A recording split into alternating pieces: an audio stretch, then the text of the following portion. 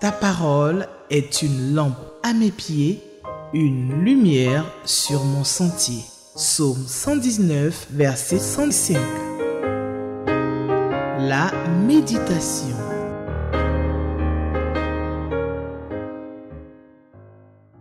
Téléspectateurs d'Espérance TV, je vous salue dans le merveilleux nom de Jésus-Christ de Nazareth, le pain descendu du ciel.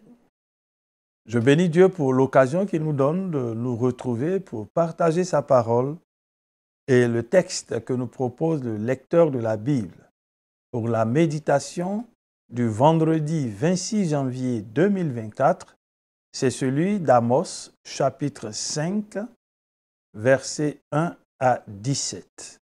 Amos, chapitre 5, versets 1 à 17. Nous prions. Notre Dieu et notre Père, tu es le Dieu tout-puissant. Et dans ta toute-puissance, tu es celui qui nous accorde la révélation de ta parole. Merci de ce que, en ce jour encore, tu te révèles à nous par cette parole qui est esprit et vie. Fais-le pour la gloire de ton nom. Et fais-le également pour notre bonheur, au nom de Jésus. Amen. Amos chapitre 5, versets 1 à 17, c'est le texte de la méditation du vendredi 26 janvier 2024. Nous faisons la lecture du texte. Écoutez bien cette parole que je profère contre vous, cette lamentation sur vous, gens d'Israël. Elle est tombée et ne se relèvera plus, la communauté d'Israël. Elle est étendue sur le sol et nul ne la relève. Car voici ce que dit le Seigneur l'Éternel. La ville qui levait 1 millier de soldats n'en aura plus que 100. Et celle qui en levait 100 n'en aura plus que 10 pour la défendre, Israël. Voici ce que dit l'Éternel au peuple d'Israël. Tournez-vous donc vers moi et vous vivrez. N'allez pas chercher à Béthel, n'allez pas à Gilgal et ne vous rendez pas à Beersheba. Car Gilgal sera déporté et Béthel deviendra néant. Tournez-vous donc vers l'Éternel et vous vivrez. Autrement, il fondra tout comme un feu qui les consumera sur les descendants de Joseph, sans qu'à Béthel, personne ne parvient à l'éteindre. Vous changez le droit en poison et vous renversez la justice. L'Éternel a créé l'Orient et les Pléiades. Il transforme en aurore les profondes ténèbres et il réduit le jour en une nuit obscure. Il fait venir les eaux de l'océan pour les répandre sur la surface de la terre. L'Éternel est son nom. C'est lui qui fait venir la ruine sur les gens puissants et sur la citadelle. Verset 10. Vous haïssez celui qui défend le droit en justice. Vous détestez celui qui parle avec sincérité. Par conséquent, puisque vous exploitez le pauvre et que vous lui en prenez du blé de sa récolte, à cause de cela, les maisons en pierre de taille que vous avez bâties, vous ne les habiterez pas. Ces vignes excellentes que vous avez plantées, vous ne boirez pas de leur vin. Car je connais vos nombreux crimes et vos énormes fautes. Vous opprimez le juste, vous acceptez des pots de vin et vous lésez le droit des pauvres en justice. Aussi, l'homme avisé se tait en ce temps-ci, car ce temps est mauvais. Verset 14. Efforcez-vous de faire ce qui est bien et non ce qui est mal, afin que vous viviez, et qu'ainsi l'Éternel, Dieu des armées célestes, soit vraiment avec vous, ainsi que vous le prétendez. Haïssez donc le mal, aimez ce qui est bien, et rétablissez le droit en justice. Alors peut-être, Éternel Dieu des armées célestes, aura-t-il compassion du reste des descendants de Joseph. Voici donc ce qu'annonce le Seigneur l'Éternel, Dieu des armées célestes. Sur toute place, on se lamentera. Et dans toutes les rues, on s'écriera, hélas, hélas. On conviera les paysans à prendre part au deuil. Et ceux qui savent les complaintes à se joindre aux lamentations. Verset 17. Et dans tous les vignobles, on mènera le deuil, car je passerai au milieu de toi, l'Éternel le déclare. Amen. Amos chapitre 5, versets 1 à 17, c'est le texte de la méditation du vendredi 26 janvier 2024. Le texte commence par une sorte de lamentation. Cette lamentation sur vous, gens d'Israël, dit le prophète. En fait, Amos entonne par avance une lamentation sur la ruine qu'il annonce pour rendre sa prédication plus vivante et plus percutante. En effet, la suite des versets nous le montre clairement. Le destinataire, c'est les gens d'Israël, la communauté d'Israël. Cette communauté qui, justement, fait l'objet de reproches parce que sa conduite n'est pas conforme à ce que Dieu veut. Il est important donc de noter que cette communauté dans le texte est personnifiée. Et cette personnification de ce peuple l'est sous les traits d'une jeune fille. Et le prophète Amos, dans ce style particulier, prend le temps de révéler les maux, les fautes, les péchés de cette communauté. Quand nous regardons notre texte, on découvre justement que les conséquences sont annoncées bien avant, d'où la mention de la lamentation. Elle est tombée et ne se relèvera plus, la communauté d'Israël. Elle est étendue sur le sol et nul ne la relève. Voici ce que dit le Seigneur. La ville qui levait 1 millier de soldats n'en aura plus que 100, et celle qui en levait 100 n'en aura plus que 10 pour la défense d'Israël. On voit déjà les conséquences d'une action qui a été faite, une action antérieure. Et justement, cette action est décrite dans les versets qui suivent. Israël a changé le droit en poison. Oui, verset 7. Israël a renversé la justice. Et verset 10. Vous haïssez celui qui défend le droit en justice. Vous détestez celui qui parle avec sincérité. Oui, verset 13. L'homme avisé se tait en ces temps-ci. Pourquoi? Parce que juste avant, le prophète rappelle ce qui se fait de si grave. Vos nombreux crimes, vos nombreuses fautes, vous opprimez le juste. Vous acceptez des pots de vin. Vous lésez le droit des pauvres en justice. Voici autant d'éléments qui sont reprochés à cette communauté. Quand nous les regardons de plus près, chers téléspectateurs, chers frères, chères sœurs, chers amis, quand nous les regardons de plus près, ces choses ne sont-elles pas aussi présentes dans nos vies, dans nos relations, dans notre façon de nous conduire et d'agir? Changer le droit, renverser la justice, haïr ceux qui défendent le droit, détester ceux qui parlent avec sincérité, parce que le monde est sans dessus dessous. Léser le droit des pauvres, parce que on est en position d'autorité. Accepter des pots de vin. La corruption nous a gagnés. La corruption est devenue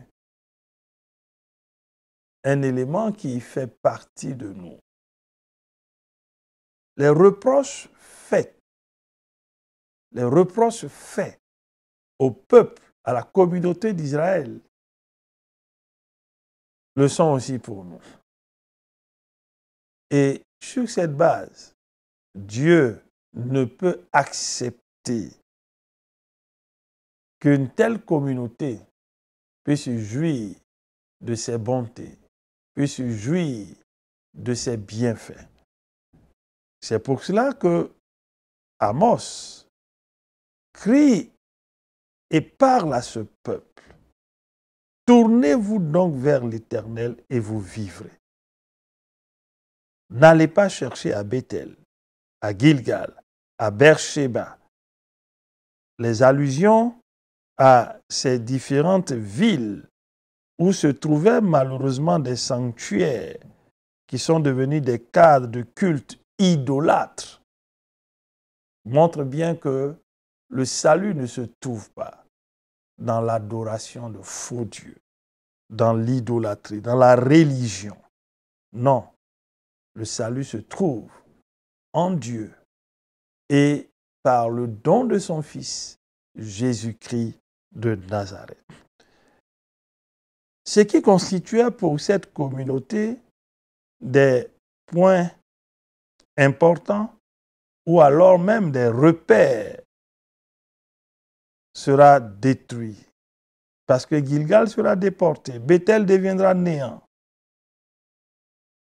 La seule chose qui ne peut changer, qui ne peut être ébranlée, qui ne peut se flétrir, qui ne peut être visitée par quoi que ce soit en termes d'intempéries qui pourraient produire des érosions ou qui pourraient même produire des déconfitures, c'est l'Éternel. Il ne change pas. C'est pour cela que l'interpellation,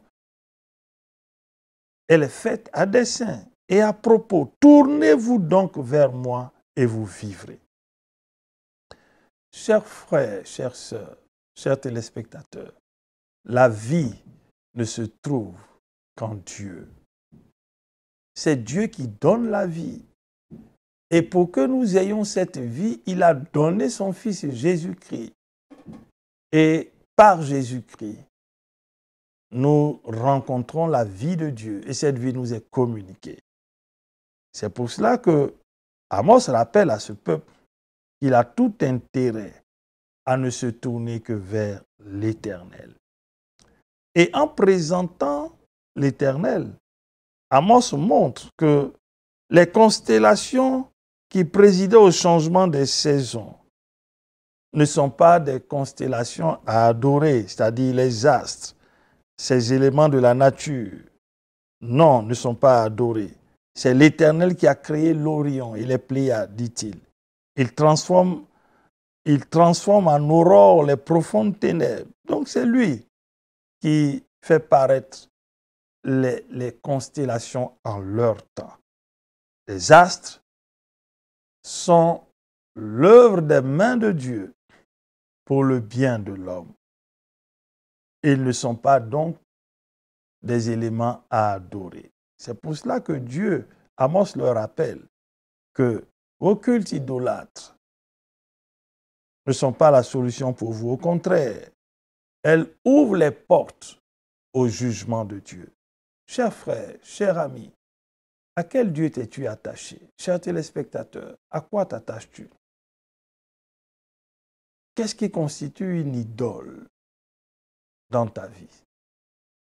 Est-ce ton argent? Est-ce tes biens matériels? Est-ce un Dieu que tu adores qui n'est pas l'Éternel? Est-ce une passion qui a pris la place? Est-ce un désir, un loisir ou un plaisir? Tout ce qui peut prendre la première place constitue une idolâtrie dans notre vie. Et Dieu n'a que faire de l'idolâtrie. Notre Dieu est un Dieu jaloux. Il ne veut partager sa gloire avec personne. Dieu mérite l'exclusivité dans nos vies. C'est pour cela que Amos, en parlant à la communauté d'Israël, leur donne ces instructions. Tournez-vous vers l'Éternel et vous vivrez. Il n'y a pas de solution vraie, de solution durable, de solution réelle en dehors de l'Éternel. Et les versets 14, 15, justement, donnent des orientations claires. Efforcez-vous de faire ce qui est bien et non ce qui est mal. C'est un ordre auquel nous devons obéir. Haïssez donc le mal, verset 15, et aimez ce qui est bien. Rétablissez le droit en justice. Oui, c'est un ordre auquel nous devons obéir. Chers frères, travaillons à faire en sorte que ce soit ce qui est bien qui soit pratiqué dans nos vies, dans nos maisons, dans nos foyers, dans nos entreprises, dans notre service pour Dieu. Efforçons-nous de faire ce qui est bien. Haïssons le mal. Aimons ce qui est bien. Rétablissons le droit en justice. Et si nous nous efforçons de faire ce qui est bien, il y a une promesse qui est attachée à cela, afin que vous viviez et qu'ainsi l'Éternel soit vraiment avec vous, ainsi que vous le prétendez. Dire à haute voix que l'Éternel est avec nous, sans que cela soit une réalité, c'est un drame. Et pour que Dieu soit effectivement avec nous, nous devons nous efforcer de faire ce qui est bien. Chers frères et chères sœurs, c'est une merveilleuse promesse. Une promesse qui est attachée à cet ordre auquel nous devons obéir si nous voulons vivre, si nous voulons voir Dieu à nos côtés, avec nous. Faisons le bien. Faisons le bien. Haïssons le mal. Et si nous nous comportons ainsi, nous bénéficierons encore de la compassion de Dieu. Et le verset 15 le dit. Peut-être l'Éternel, le Dieu des armées, aura-t-il compassion du reste des descendants de Joseph. Une autre promesse attachée au fait de s'engager à faire ce qui est bien, à marcher dans ce qui est droit, à établir ce qui est juste. Le trône de Dieu repose sur la justice et l'équité. Si nous faisons ce qui est juste, si nous faisons ce qui est bien, il n'y a pas de doute, l'Éternel sera avec nous.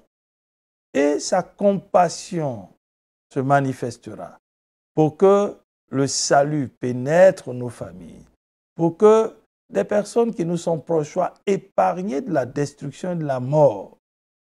Oui, c'est cela. Et c'est à cela que Dieu nous appelle.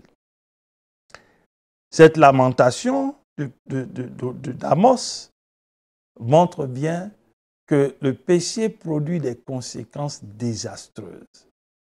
Chers frères, chères sœurs, sortons des voies qui ne sont pas pures.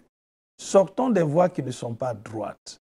Sortons des sentiers qui mènent à la mort. Chers téléspectateurs, toute pratique idolâtre, tout ce qui concerne notre vie et qui met en priorité quelque autre élément que Dieu, nous éloigne de Dieu. Prétends-tu être un enfant de Dieu? Prétends-tu être un enfant de Dieu?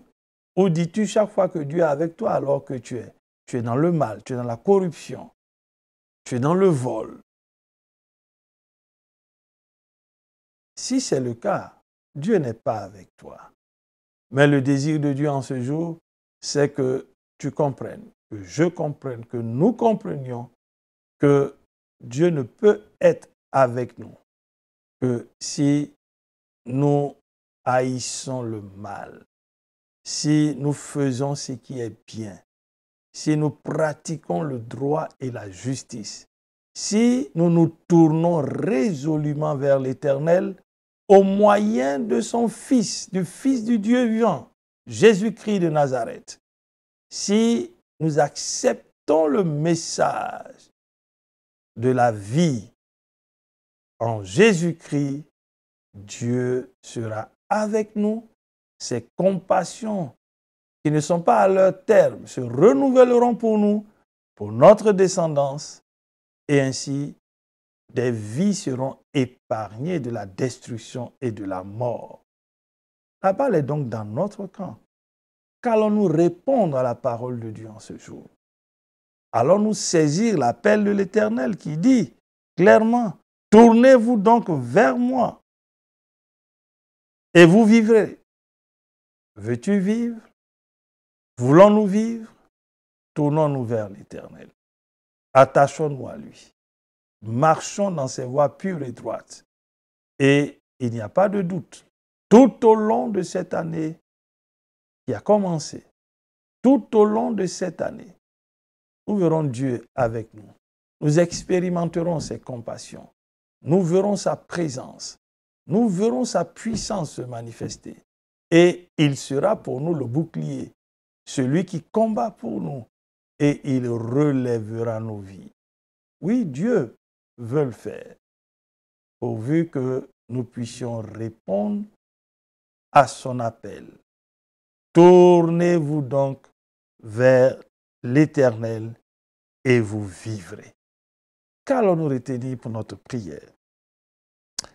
Nous allons bénir notre Dieu qui nous montre encore une fois que le chercher nous donne la vie. Le péché produit la mort et nous éloigne de lui. Et nous ramène à quelque chose de fondamental si nous voulons remporter des victoires au cours de cette année. Revenons à l'Éternel. Attachons-nous à lui. Chassons de nos vies, débarrassons-nous de toutes les formes d'idolâtrie et d'idoles. Et allons tout entier, corps, âme et esprit, à l'Éternel, au moyen de Jésus-Christ. Prions. Père, merci, parce que tu montres encore une fois que ton désir, c'est de nous sauver. Ton désir, c'est de nous sauver. Ton désir, c'est de nous sauver. Tu dis que si nous nous tournons vers toi, nous vivrons. Oui, Seigneur, nous voulons reconnaître que nous nous sommes éloignés de toi à cause de la méchanceté, de la dureté de nos cœurs. Oui, la corruption, le mal, le vol, l'injustice, les abus nous ont éloignés de toi. Pardonne-nous, Seigneur, et ramène-nous sur le droit chemin pour que nous puissions vivre la vie de Dieu. Et qu'en vivant la vie de Dieu par le bien, oui, que nous réalisions et que nous vivions, nous expérimentions ta présence. Seigneur, merci de nous donner d'être de ceux qui obéissent à ta voix et qui te donnent l'opportunité d'agir dans leur vie et dans la vie de ceux qui leur appartiennent. Merci pour ta bonté et merci pour ta fidélité. Au nom de Jésus-Christ. Amen. Merci, chers téléspectateurs d'Espérance Vie, pour ce temps de partage et de méditation. Nous nous retrouverons bientôt. Shalom.